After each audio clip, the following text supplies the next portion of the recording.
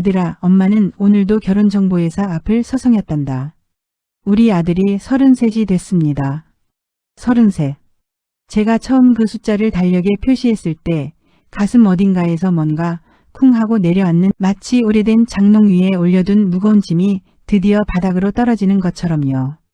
33이라면 제가 그 애를 낳았던 나이잖아요. 그런데 그 아이는 아직도 제 집 2층 방에서 자고, 아직도 제가 차려주는 밥을 먹고, 아직도 엄마, 라면 있어 하고 내려옵니다. 여러분, 혹시 아들 장가 보내는 게 이렇게 어려운 일인지 아셨나요? 저는 몰랐어요.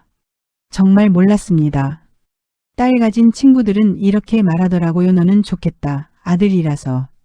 딸은 시집 보내면 남의 식구 되는데 아들은 어차피 내 편 아니야. 그 말을 들을 때마다 저는 속으로 웃었어요. 웃으면서도 마음 한켠이 씁쓸했고요.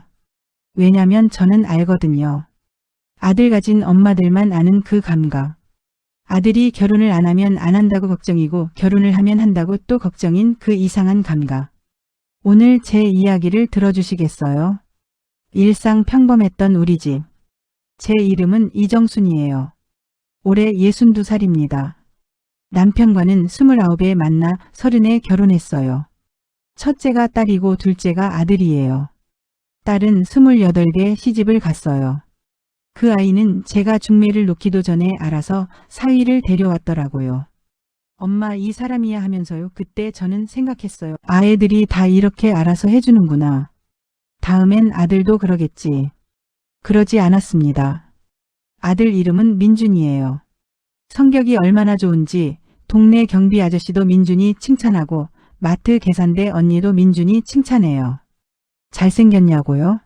제 눈엔 세상에서 제일 잘생겼지만 뭐 그건 제가 엄마라서 그런 거고요. 객관적으로도 나쁘진 않아요. 직장도 있어요. 서울 중간 정도 되는 회사에 다니는데 뭐 대기업은 아니지만 중소기업치고는 안정적인 편이에요. 연봉은 저도 정확히는 모르지만 제 손에 용돈도 쥐어주고 명절에 봉투도 챙기는 걸 보면 빠듯하진 않은 것 같더라고요. 그러니까 저는 항상 이렇게 생각했어요. 민준이 정도면 신부감 구하는 게 어렵지 않을 거야. 그 생각이 얼마나 순진한 것이었는지 그걸 깨닫는데 꼬박 3년이 걸렸습니다. 민준이가 30이 됐을 때 저는 처음으로 슬그머니 말을 꺼냈어요. 민준아, 주변에 좋은 사람 없어? 없어요. 대화 끝. 딱 2마디였어요. 그 다음 해 31가 됐을 때 다시 물었어요. 민준아, 요즘 사귀는 사람은? 없어요. 바빠요. 32. 명절 식사 자리에서 조심스럽게 꺼냈어요. 요즘 결혼 생각은 있어? 나중에요. 나중에요. 그 나중이 언제냐고 제가 물을 수가 없었어요. 왜 물을 수 없었냐면 민준이 표정이 그 세 글자를 말하면서 조금 굳어졌거든요. 억지로 짜낸 미소가 눈에 보였어요. 엄마 눈이 얼마나 정확한지 억지 웃음과 진짜 웃음은 달라요. 저는 그날 밥을 다 먹지 못했어요. 뭔가 걸린 것 같아서요. 예. 욕망, 엄마가 원하는 것. 솔직하게 말씀드릴게요. 저는 민준이 장가 보내고 싶었어요. 당연히요. 근데 그게 단순히 대를 이어야 한다거나 노후를 돌봐줄 사람이 필요하다는 그런 이유 때문만은 아니었어요. 저는 민준이가 행복하길 바랐어요. 그냥 행복하게 사는 거요. 저녁에 집에 들어왔을 때 반겨주는 사람이 있고, 아플 때 걱정해주는 사람이 있고, 밥 차려주는 사람이 있는 그런 삶. 제가 살아온 삶처럼요. 저는 남편과 사이가 좋아요. 물론 싸울 때도 있지만 30여 년을 살면서 그 사람이 있어서 다행이다 싶은 날이 훨씬 많았어요. 혼자 버스 정류장에 서 있을 때 누군가 옆에 있어줄 수 있다는 것, 그 사람이 내 이름을 불러준다는 것. 그게 얼마나 큰 위안인지 살아봐야 알아요. 민준이도 그런 위안을 받으면 좋겠다고 생각했어요. 근데 솔직히 아주 솔직하게 말하면요. 제 마음 어딘가엔 다른 것도 있었어요. 주변에서 뭐라고 하니까. 이 말이 부끄러워서 한동안 인정 못했는데요. 결국 인정해야 했어요. 동창 모임을 가면 애들 결혼 얘기가 나와요. 누구 아들은 대기업 며느리 봤다. 누구 딸은 의사한테 시집 갔다. 그 얘기들이 오가는 자리에서 저는 조용히 숟가락만 들었어요. 민준이는요? 누가 물으면 저는 웃으면서 아이고 천천히 보고 있어요라고 말했어요. 그 웃음이 얼마나 무거웠는지요. 그 무게를 내려놓고 싶기도 했습니다. 솔직히요. 삼저항 처음 도전 그리고 첫 번째 벼. 민준이가 33이 됐을 때 저는 결심을 했어요. 직접 나서야겠다. 처음엔 지인 찬스를 썼어요. 교회 집사님이 마침 좋은 아가씨가 있는 데라고 하셔서 얼굴도 모르는 채로 네, 한번 만나보게 해주세요. 했어요. 민준이한테 말했더니 처음엔 엄마 됐어요라고 했어요. 저는 거기서 물러서면 안 됐어요. 제 전략은 이랬습니다. 그냥 밥 한 번만 먹어. 밥 한 끼가 뭐 어려워. 이게 통했어요. 의외로 민준이가 고개를 끄덕였거든요. 나중에 알고 보니 민준이도 혼자 산다는 게 외로운 순간들이 있었던 거예요. 근데 어디서부터 어떻게 시작해야 할지 몰랐던 거고요. 만남이 이루어졌어요. 집사님이 주선해준 아가씨는 31살 간호사였어요. 단정하고 침착하고 들어보니 성격도 좋다고 했어요. 민준이가 다녀왔어요. 저는 퇴근하는 아들 얼굴을 보자마자 표정을 읽으려고 했어요. 어땠어? 나쁘진 않아요. 저는 그 말에 혼자 속으로 됐다. 이를 외쳤어요. 그럼 또 만나. 글쎄요. 글쎄요가 뭐야 나쁘지 않다면서. 엄마 나쁘지 않은 거랑 만나고 싶은 거랑 달라요. 그 말을 듣고 저는 처음으로 깨달았어요. 내가 이 과정을 너무 쉽게 생각했구나. 결국 그 간호사 아가씨와는 한 번 만남으로 끝났어요. 민준이가 그냥 느낌이 없다고 했어요. 느낌. 그게 뭔지 저는 잘 모르겠더라고요. 제 시대엔 느낌을 갖기도 전에 결혼을 했으니까요. 추락 결혼정보회사 그리고 내가 무너진 날. 지인 소개로 안 되겠다 싶어서 저는 결혼정보회사를 알아보기 시작했어요. 처음엔 무서웠어요. 왠지 그 문을 들어서면 우리 집 형편이 다 드러나는 것 같고 민준이를 상품처럼 내놓는 것 같은 느낌이 들었거든요. 남편한테 말했더니 거기 사기 많다고 하더라며 반대했어요. 근데 저는 인터넷을 뒤지고 후기를 읽고 카페에 가입하고 유튜브를 봤어요. 밤새 봤어요. 그렇게 한 달을 공부하고 나서 저는 서울 강남에 있는 결혼정보회사 상담 예약을 했습니다. 혼자 갔어요. 민준이한테는 말 안 했어요. 상담사가 젊은 여자였어요.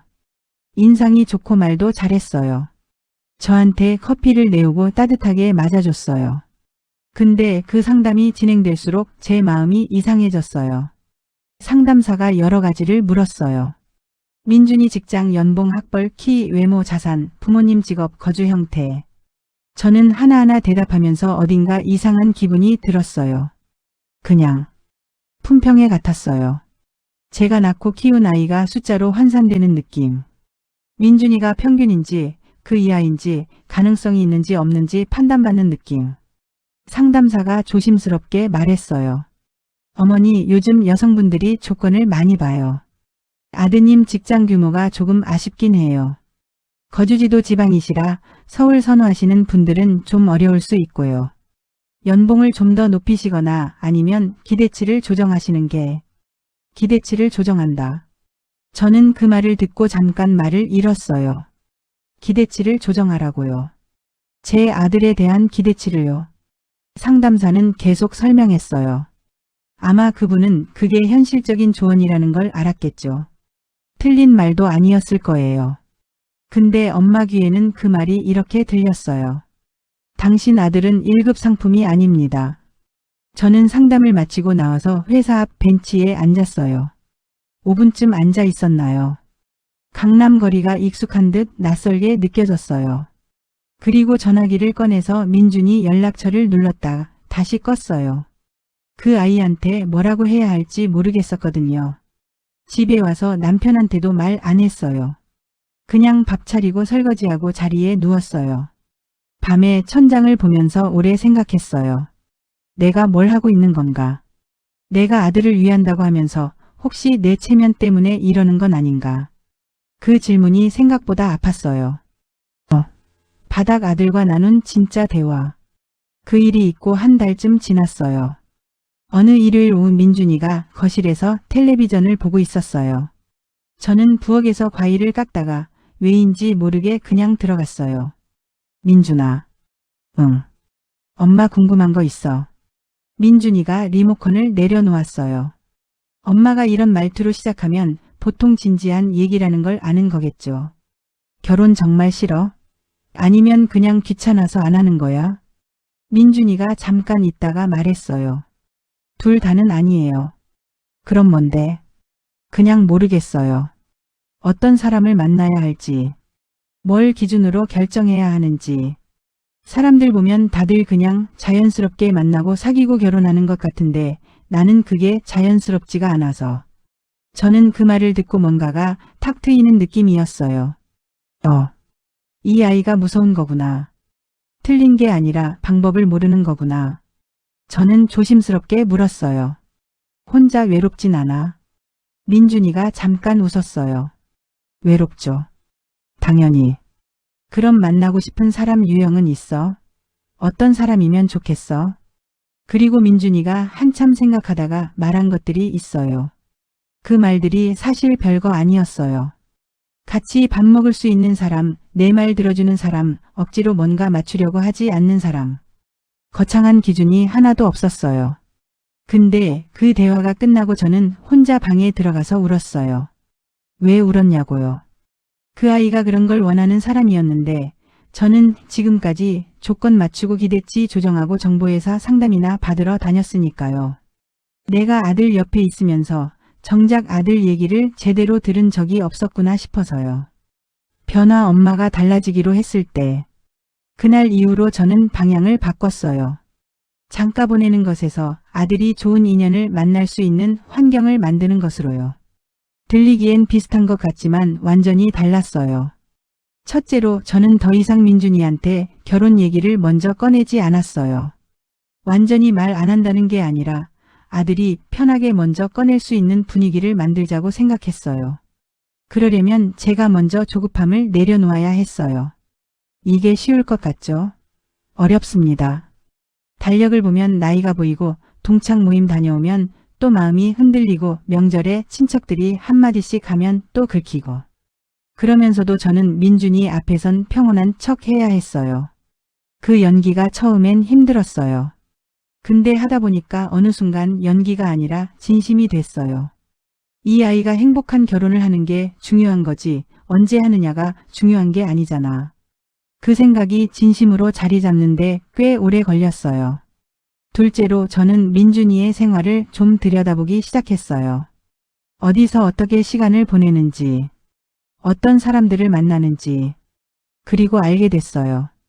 민준이가 생활 반경이 너무 좁다는 걸요. 직장이랑 집 사이만 오가고 주말엔 혼자 운동 가거나 유튜브 보는 게 전부인 거예요. 그러니까 새로운 사람을 만날 기회 자체가 없었던 거예요. 저는 그 부분부터 조금씩 바꿔봤어요. 직접 이래라 저래라 하는 게 아니라 살짝 물꼬를 터주는 방식으로요. 민준아, 너 요즘 취미 있어? 배우고 싶은 거 없어? 글쎄요. 골프 어때? 아빠가 배울 때 좋다고 했는데. 골프라는 게 사실 제가 민준이를 골프에 보내고 싶었다기보다는 어떤 형태든 아들이 새로운 공간에 나가길 바랐던 거예요.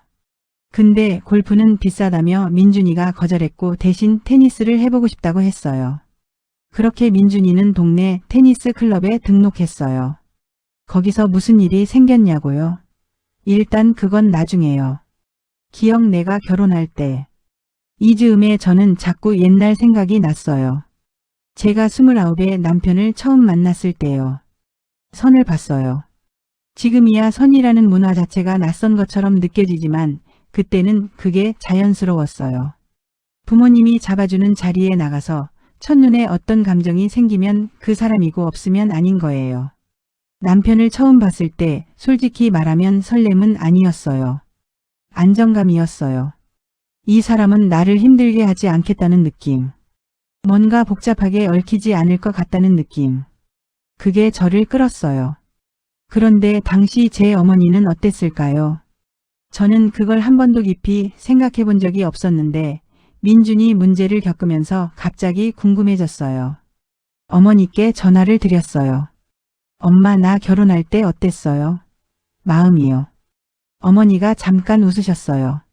왜? 민준이 때문에? 어떻게 알았어요? 엄마가 엄마 마음을 모르겠니? 그러고 나서 어머니가 말씀하셨어요. 정순아, 나도 내가 결혼할 때 얼마나 마음 졸였는지 몰라. 너는 고집이 세서 내가 이래라 저래라 하면 반대로 했잖아. 근데 그때 내가 한 게 뭔지 알아? 그냥 기다렸어. 네 맘이 움직일 때까지. 기다렸어. 저는 그 말이 전화기 너머로 들어와서 가슴 어딘가에 박혔어요. 어머니도 기다리셨구나. 저처럼 속이 타면서 겉으로는 아닌 척하면서요. 그리고 저는 그제야 알았어요. 이 기다림이 사실은 아주 오래된 엄마들의 방식이라는 걸. 연결 테니스 클럽의 그 사람. 민준이가 테니스를 시작한 지 석 달이 됐을 때였어요. 어느 날 저녁을 먹으면서 민준이가 불쑥 말했어요. 엄마, 테니스 클럽에 마음에 드는 사람이 있어요. 저는 숟가락을 내려놓지 않으려고 엄청 노력했어요. 아무렇지 않은 척해야 했거든요. 아무렇지 않은 척하면서 속으론 됐다. 하고 있었어요. 그래? 어떤 사람인데? 나랑 동갑인데 직장인이에요. 성격이 재밌어요. 같이 있으면 편하고. 같이 있으면 편하고. 그 말이 울렸어요. 아까 말씀드렸잖아요. 민준이가 원했던 것. 같이 밥 먹을 수 있는 사람, 내 말 들어주는 사람, 억지로 맞추지 않는 사람. 그 연장선에 있는 말이잖아요. 같이 있으면 편한 사람. 그 사람도 너 좋아해? 모르겠어요. 그냥 같은 조에서 치는 사이라서. 연락은 해? 클럽 단체 채팅방에서요. 저는 그날 잠을 별로 못 잤어요. 기대가 돼서요. 몇 주가 지났어요. 민준이 입에서 그 이야기가 더 안 나왔어요. 저는 또 조급해졌어요. 왜 진도가 안 나가지? 연락을 안 하나? 용기가 없나?